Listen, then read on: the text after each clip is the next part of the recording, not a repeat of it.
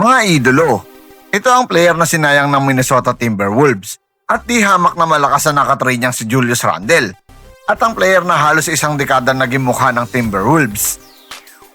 Beautiful move, gets to the rim. Teammate they all adore and respect. Oh, nice pass. Towns, beautiful pass inside. Karl Anthony Towns with his third assist. Defense. Knicks with just 3 fast break points. Towns gets inside, takes a hit, and a chance for a three-point play. Gets away, drives on Brunson, goes inside, blocked by Towns. Hart gonna take that one. In and out. Towns another offensive rebound. Counted on a foul.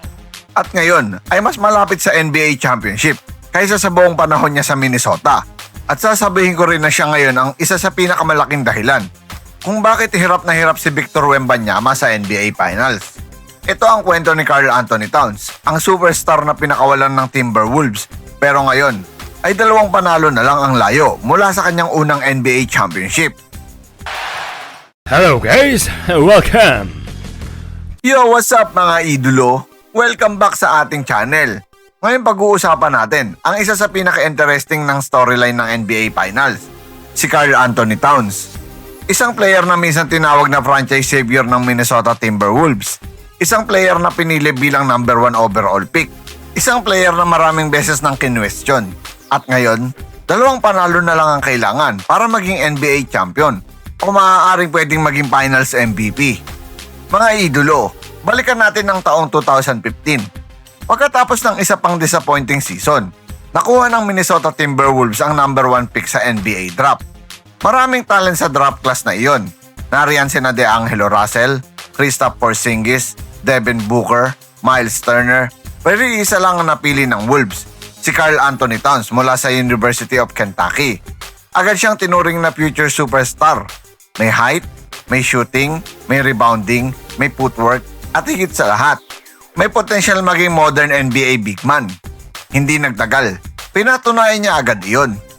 Nanalo siya bilang NBA Rookie of the Year noong 2016 at mula noon, inaasahan ng Minnesota na siya ang magdadala sa franchise pabalik sa glory days. At sa loob ng kanyang pananatili sa Minnesota, naging isa siya sa pinakamahusay na offensive center sa buong NBA. Sa kanyang Wolves career, nag-average siya ng humigit kumulang 23 points per game, 11 rebounds per game, 3 assists per game, mahigit 52% shooting, at halos 40% sa 3-point line. Para sa isang 7-footer, napakabihira ng ganitong skill set. Marami nga ang nagsasabing si Karl Anthony Towns ang isa sa pinakamahusay na shooting big man sa kasaysayan ng NBA. Hindi lang siya center, parang combination siya ng traditional big man at elite shooter. Pero mga idolo, bakit hindi nagtagumpay ang Timberwolves? Ito ang tanong ng maraming fans. Kung ganun kagaling si Towns, bakit hindi naging contender ang Minnesota? Ang sagot ay maraming factors. Una, kulang ang supporting ka sa mga unang taon. At parang kagaya rin ni Kevin Garnett na napagod na lang ng bandang huli at nagpa-trade. Pangalawa, sunod-sunod ang coaching changes. Pangatlo, nagkaroon ng injuries. At pang-apat, napakataas ng expectations.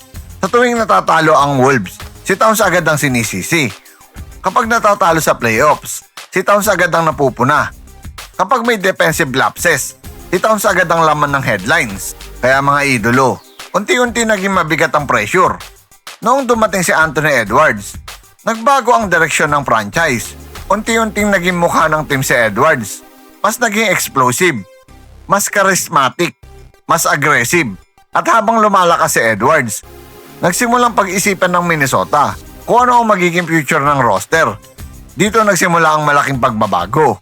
At ito ang trade na nagpagulat sa buong NBA world. Dumating ang trade na hindi inaasahan ng marami. Pinakawalan ng Timberwolves si Karl Anthony Towns.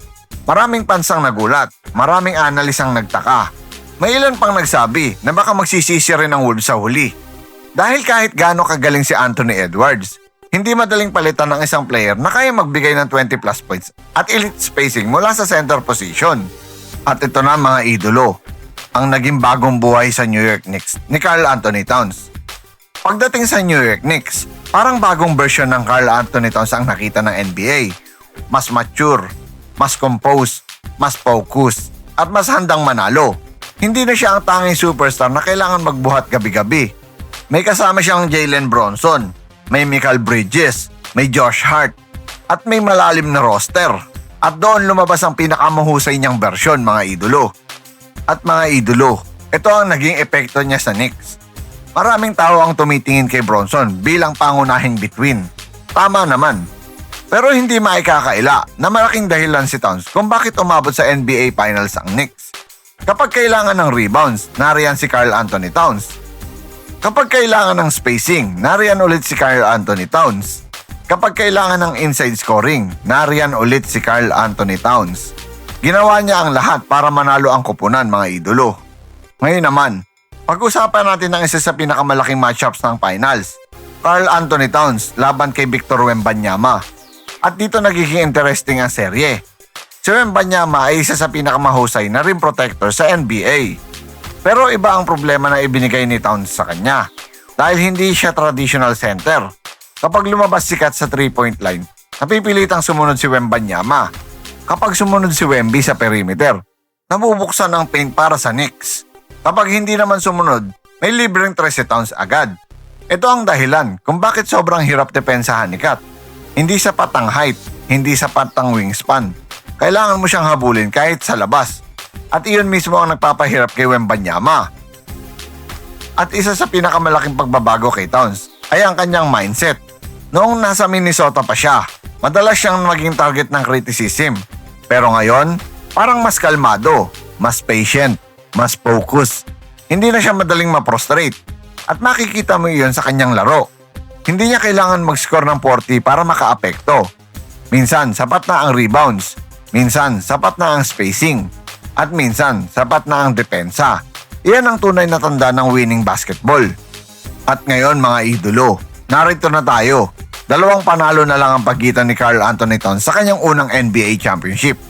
Isipin ninyo iyon, mula sa pagiging number 1 pick noong 2015, mula sa pagiging franchise player ng Minnesota, mula sa lahat ng criticism, mula sa lahat ng playoff heartbreaks.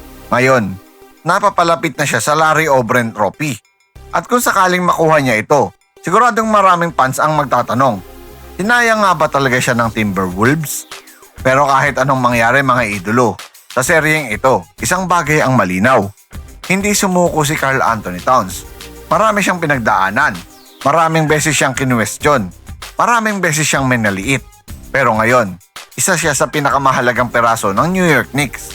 At habang papalapit ang Knicks sa championship, lalong lumalakas ang argumento na baka ang player na pinakawalan ng Minnesota ay siya palang kulang para maabot nila ang pinakamataas na antas ng basketball dito sa mundo. Kayo, mga idolo, kayo naman ang magsabi. Tama bang itinrade ng Timberwolves si Karl Anthony Towns? O isa siyang player na sinayang ng Minnesota? At sa tingin ninyo, kaya bang tapusin ng Knicks ang serye at makuha ang championship? Comment nyo ang inyong sagot sa baba. Kung nagustuhan ninyo ang video, huwag kalimutang i-like, i-share, at i-subscribe ang channel. Maraming salamat sa panonood. Dahil dito sa channel na ito, basketball ang tunay na panalo. Once again, this is your Spotlight in Sports. Maraming salamat, mga ka-sports. Parang may mali na naman ah.